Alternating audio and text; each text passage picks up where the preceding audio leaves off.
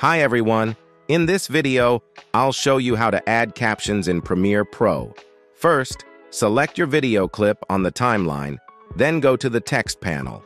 Within the text panel, go to the Transcript tab, then click on Transcribe Sequence. Here, you can change the settings for the language, speaker labeling, and audio analysis. Once you've made the necessary changes, hit the Transcribe button to generate a transcript of your video's audio. After the transcript is generated, click on the CC button to bring up the caption options. Here, you can choose a preset. If you expand preferences, you can change more settings, like the maximum length, the maximum duration, and the gap between captions. You can also decide if you want the captions to be displayed as 1 or 2 lines. Once you're happy with your settings, click on Create Captions. Now, review your captions by playing the video in the timeline. If you notice any errors in the captions, double-click on the specific caption and edit the text directly.